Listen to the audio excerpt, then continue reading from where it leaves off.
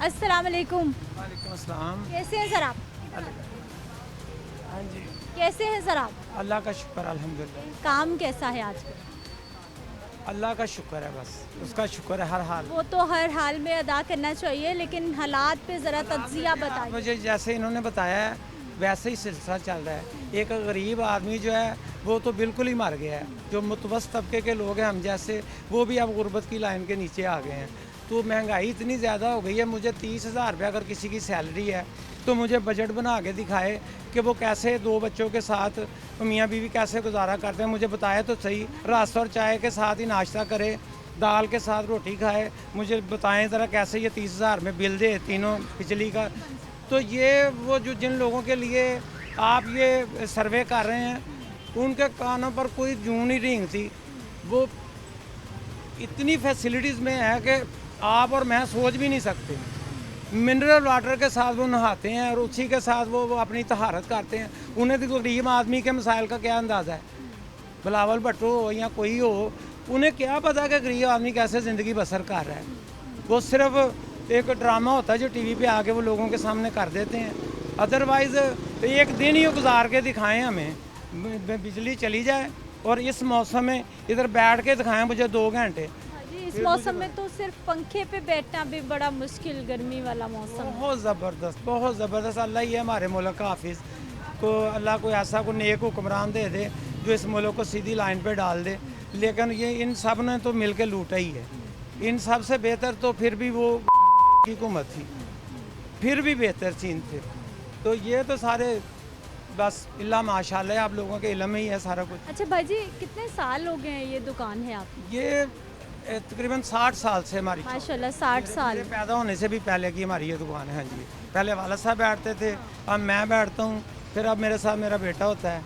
तो ऐसे ही बस टाइम। क्या हालात देखे आपने इतने सालों में, वो बताइए। अगर ये मुल्की हालात के हिसाब से आप पूछते हैं तो ये तो दिन ब दिन बद से बदतर ही होते चले गए हैं। पहले हम अपने बुज़ुर्गों से सुना करते थे कि हमने अच्छे वक्त देखे हैं, इतने रुपये किलो की ये चीज़ आती थी, इतने रुपये का ये मन था, तो हम हैरान होते थे इतना। अब हम भी ये कह सकते हैं कि हमने भी बहुत सस्ता टाइम देखा है। तो अब तो कमाल ही हो गई है कोई चीज़ें। अब किसी चीज़ का ये चाइना की जो चीज़ें आती हैं, ये जो कि इम्पोर्ट होती हैं, इसके ऊपर पाबंदी है। तो डॉलर्स जो, क्योंकि बाहर के मुल्क से सारी ख़रीदारी डॉलर्स में होती है, तो उसकी वजह से इनकी कीमतों पे फ़र्क पड़ता है। तो उन्होंने इम्पोर्ट पे पाबंदी लगाई हुई है, तो वो जो स्मगल होके आती हैं ये देकर फिर हर चीज़ महंगी। यहाँ जिस गरीब आदमी ने ये छोटी सी चीज़ ख़रीदनी है, ये ताला ख़रीदना है, पहले ये 100 रुपये का अब 250 रुपये का है। तो वो अब क्या करे? एंड पे जिस बंदे के पास जानी है वो गरीब ही है बंदा, जिसने एक पीस ख़रीदना है। जो होलसेलर है उससे भी कोई फ़र्क नहीं पड़ता। हम भी अगर 100 की लाए हैं तो 105 की 110 की बेचेंगे, चाहे इधर महीना पड़ी रहे, हम इससे कम नहीं देंगे। तो लेकिन जो एंड पे जाके एक चीज़ ले जाकर इस्तेमाल में लाएगा, वो उसकी कुव्वत ख़रीद से बाहर चलेगी चीज़। ये तो मैं अपनी चीज़ की मिसाल दे रहा हूँ। कपड़े देख लें, ज्वेलरी देख लें, जो आम रोज़मर्रा की इस्तेमाल की चीज़ें हैं, जूतियाँ देख लें, वो नैलन की जूतियाँ 500-500 रुपये की बिक रही है। तो ये तो वो चीज़ें हैं जिनके बगैर गुजारा ही कोई नहीं है। अच्छा सर, आप कह रहे हैं कि हमारे बड़े कहते थे कि उनका वक्त अच्छा होता था, उनके बड़े कहते थे कि उनका वक्त अच्छा था, उनके बड़े कहते थे, ये क्या हर बंदा कहता है हमसे पहले का वक्त अच्छा था, ये क्या? इन सारी बातों का एक ही हाल मैंने आपको बताया है कि अल्हम्दुलिल्लाह रब्बिल आलमीन। हर हाल में अल्लाह का शुक्र ही अदा करना चाहिए। तो ये वक्त भी गुजर जाएगा। बस एक खूबसूरत सा जुमला है, ये वक्त भी गुजर जाएगा। वक्त की खूबसूरती ये है कि उसने गुजरना उसने है। गुजर ही जाना है। तो अगर अच्छे दिन जिसको बंदा समझता है वो गुजर गए हैं, तो ये जिसको हम बुरे समझ रहे हैं, कल को आने वाली नस्लें हो सकते हैं इसको अच्छा कह रही हूँ, हमें क्या पता है उसका कि आने कल को क्या हो जाना है। एक दिन पहले किसी को नहीं पता होता कि उसके साथ आने वाले लम्हे में क्या हो जाना है। सर, निगरान हुकूमत क्या उम्मीदें, क्या मशवरा उनको देंगे कि क्या करें वो आवाम के लिए और कैसे करें? मैं तो यही कहूँगा कि बिल आहर हमने मार ही जाना है एक दिन। बिल आहर कितने साल इस ज़िंदगी की जो पुरतकैश ज़िंदगी है वो बसर कर लेंगे, फिर एक दिन जाके अल्लाह को तो जवाब देना है ना। इनको तो ये अमानत दी गई है चंद महीनों के लिए, 2, 3, 4 महीनों के लिए। तो ये फेयर इलेक्शन करवा दें बस, तो जिसमें कोई धांधली ना हो, ईमानदारी के साथ। तो फिर जिसको लोग मुंतखब करेंगे वो आ जाए गवर्नमेंट। तो दुखती रग पे हाथ रख दिया आपने इलेक्शन हाँ जी। कब हो रहे हैं, क्या लग रहा है? वो जो हालात नज़र आ रहे हैं वो तो यही कह रहे हैं कि ये मुमकिन ही नहीं है अभी तक। फ़िलहाल उन्होंने साफ ही कह दिया इलेक्शन कमीशन ने कि अभी ये 3 महीनों में तो ये मुमकिन ही नहीं है।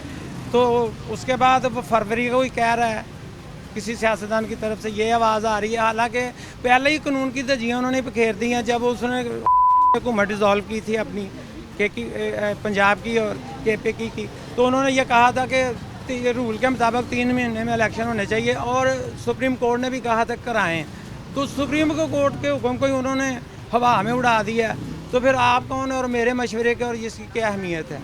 या आपके ये सर्वे करने की कोई ज़्यादा से ज़्यादा आप लोगों तक अपनी बात पहुंचा देंगे, लोग सुन के बाद फिर खामोश, कुछ भी नहीं होगा। वो जो मामला है ना आप इलेक्शन का कह रही हैं, तो वो तो जब ऊपर से ही आर्डर आएगा तो तभी फिर ये किसी ने वो कहा है ना कि 14 अगस्त को मैंने तो नहीं देखा कि कोई बंदा अमेरिका का झंडा लेकर घूम रहा था सड़कों पर। तो किसी ने पूछा कि जब पाकिस्तान की आज़ादी का दिन है आप अपने झंडे को छोड़ के, उनका जिनकी हम गुलाम है, जिनकी इधर हुकूमत है, मैं उनका झंडा लेके घूम रहा हूँ। दर पर्दा उन्हीं का राज इधर चल रहा है, तो हमारी कौन सुनता है यहाँ? तो अभी वो बिल की बात कर रहे थे, तो बिल्कुल AC तो दूर की बात है। हाँ, तो उसमें आप 10-12-15 हज़ार रुपया वो, लेकिन वो निकालना 10-12 हज़ार रुपया आम बंदे के लिए, कोई अमीर आदमी के लिए ये रकम नहीं है, लेकिन गरीब आदमी के लिए ये रकम है। ये देखें ना, ये इस आदमी की हालत देखें, ये बैठे हैं सुबह के आके बैठे हैं, रात को 10 बजे उन्होंने जाना है। तो पेट बस अपना किचन बड़ी मुश्किल से चला रहे हैं। कितने पैसे कमा लेते होंगे इधर से? तो जो बंदा घड़ी अपने बाजू के ऊपर कितने करोड़ रुपए की बांध रहा है, लैंड क्रूज़र में घूम रहा है, प्राडो में घूम रहा है, उससे क्या पता है इन मामलात का? तो ये बस छोड़ें आप। ये वो भेजे हैं, उनको वज़ीर उन्होंने दिए हुए हैं, उनको इतनी फैसिलिटीज़ दी हुई हैं, वो सारे गरीब वो लोगों के टैक्सेस से सारे ये पे खर्चे हो रहे हैं। वो एक दौर था कि वो ना बेनज़ीर का दौर था, किसी ने एक नज़म लिखी थी, वो 1-2 शेर मुझे उसके याद आ गए हैं। वो कहता कि बदमाशी दे ठेकेदारों मुल्क इस नूं लुट्टी जाओ ते खाई जाओ। बदमाशी दे ठेकेदारों मुल्क इस नूं लुट्टी जाओ ते खाई जाओ। सारी कैबिनेट सारा अमला मुफ्ती हज ते लजाई जाओ। बदमाशी दे ठेकेदारों मुल्क इस नूं लुट्टी जाओ ते खाई जाओ। 15 करोड़ दा मिनरल वाटर पैरिस तो मंगवाई जाओ। बदमाशी दे ठेकेदारों मुल्क इस नूं लुट्टी जाओ ते खाई जाओ। कुक्कड़ खे उड़ाई जाओ तो सिर अपने च पाई जाओ। बदमाशी दे ठेके और भी शेर थे, वो हकीकत हाल पे किसी ने लिखे हुए थे। वो बेनज़ीर दौर में उन्होंने सच में वो मंगवाया था, और आपने जो उनके वर्कर थे उनको हज पर साथ लेकर गए थे, जो उनके जयाले थे ज़्यादा ही। तो वो सारा पैसा हम अब आपका और हमारा था, कोई पूछने वाला नहीं था। और ये सिलसिला और ये तसलसल उसी तरह से चल रहा है। मैं रात को एक वीडियो देख रहा था, तो वहाँ वो शयान अली कोई लंदन में लड़का है जो वो उनकी घर के बाहर खड़ा होता है नवाज शरीफ के। तो वो मैं सोच रहा था कि क्या फ़ायदा इतनी दौलत का, इतने इक़्तिदार, इतना सारा कुछ, लोग मुंह के ऊपर चोर चोर कह रहे हैं। क्या फ़ायदा मुझे बताएं तो।